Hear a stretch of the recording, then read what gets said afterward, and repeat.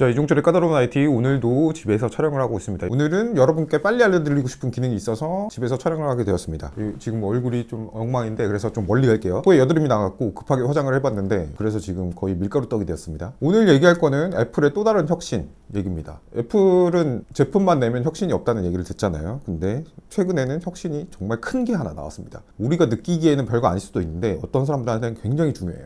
자, 우리가 한창 설 연휴를 즐기고 있을 때 현지 시각 9월 14일이죠. 9월 14일에 에어팟 프로 2가 FDA 승인을 받았습니다. 그러니까 에어팟 프로 2가 보청기로 인정을 받은 거예요. 일반 의약품이라고 해서 오버 더 카운트라는 항목이 있는데 이거는 처방 없이 살 수 있는 의료기기나 의약품 이런 것들을 OTC라고 그러는데 오버 더 카운터 에어팟 프로 2가 보청기로 인정을 받아버렸습니다. 그리고 iOS 18에서 히어링 에이드 청각 보조 기능이 공식적으로 들어갔습니다. 그러니까 이거를 쓰면 이제 보청기를 일부 대체할 수 있다. 경미한 난청이 있는 사람들한테는 보청기로 쓸 수 있다. 이렇게 되는 거죠. 이게 굉장히 의미가 많은데 일단 보청기가 비쌉니다. 보청기가 한 200만 원에서 한 500만 원 정도로 굉장히 비싼데요. 에어팟 프로 2는 32만 원인가 그 정도 하잖아요. 그러니까 보청기 치고 굉장히 저렴한 거죠. 물론 개인 맞춤 보청기만큼은 성능이 나지 않을 거예요. 그렇지만 보청기를 대체할 수 있을 용도는 된다. 이렇게 보시면 되겠고요. 이 기능은 투명음 모드 있죠. 어댑티드 트랜스퍼런시 모드. 이 주변 소리도 들려주는데 주변 소리를 걸러서 들려주는 거. 뭐 공사장 소리는 빼주고 사람 소리는 더 잘 들리게 하고. 이 기능을 강화하면 보청기 기능이 되는 겁니다.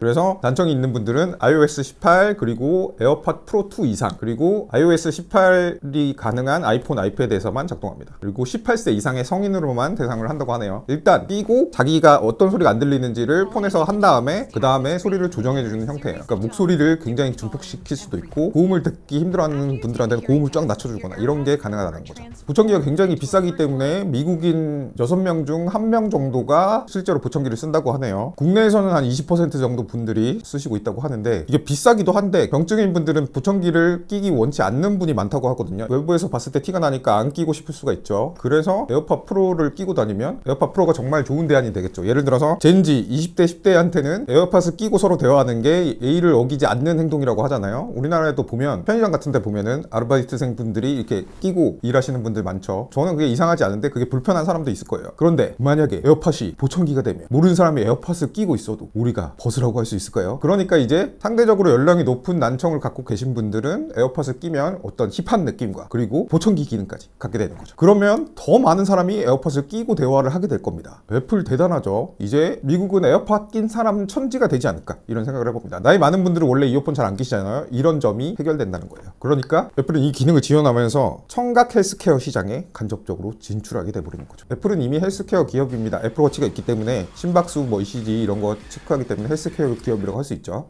근데 더 많은 사용자를 대상으로 이제 나아가게 된 거죠. 그런데 이게 보청기로서 역할이 충분하지 않을 수 있잖아요. 저는 난청이 없기 때문에 이걸 잘 모르는데 그래서 제가 한번 찾아봤는데요. 미국에 있는 클리프 올슨 청각학자인 분이 자기 사이트를 운영하는데 여기서 찾아봤는데요. 에어팟 프로 2를 보청기를 바꿀 수 있어서 어떻게 되냐 하니까 생각보다 훌륭하다. 생각보다 결과가 나온다 이렇게 말씀하시고 계시거든요. 또 장점이 또 있습니다. 그 일반 보청기는 초당 700회 소리를 스캔해요. 그런데 에어팟 프로는 초당 48,000번 스캔합니다. H2 칩셋 때문인데 그래서 사운드 왜곡을 더 적극적으로 줄일 수 있다는 거죠.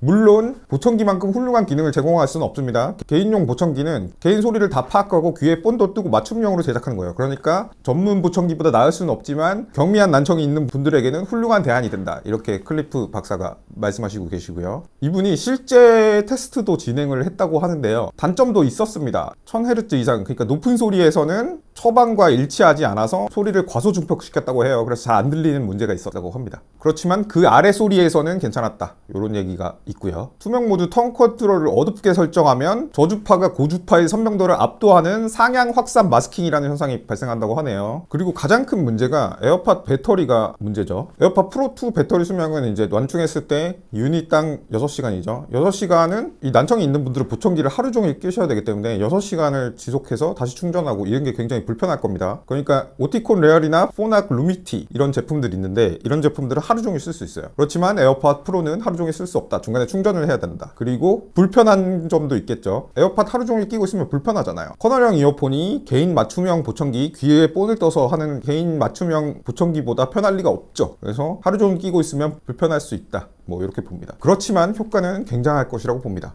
이제 이거를 보청기로 쓰기 시작하는 분들이 나오면 미국의 어떤 분들도 에어팟을 낀 사람한테 예의가 없다는 말을 할 수가 없을 거예요. 그리고 미국뿐만이 아닙니다. 아이폰을 많이 쓰는 유럽, 그리고 일본, 우리나라 이런 데서 에어팟을 끼고 다닐 때 저게 보청기 기능도 된다는 게 알려지면 판매량도 늘어나고 에어팟을 끼고 다니는 사람에 대한 인식도 좋아지겠죠. 그래서 애플은 정말 대단하다는 생각입니다. 애플 하나씩 보면 미울 때가 많죠. 독점하고 막 너무 비싸게 팔고 이럴 때 짜증나잖아요. 근데 이 히어링 에이드 기능만큼은 정말 최고다. 아무도 욕할 수 없다. 그리고 기능이 정말 보청기만큼 올라갔으면 좋겠다. 이런 생각이 드네요.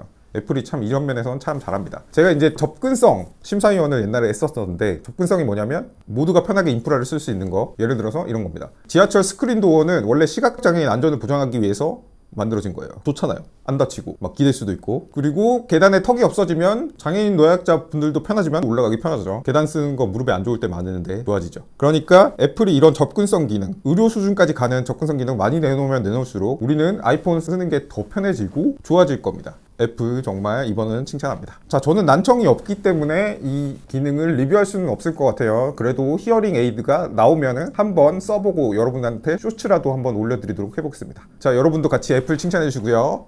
다음에는 아이폰 리뷰로 찾아오겠습니다. 그럼 그때까지 구독, 좋아요, 알림 설정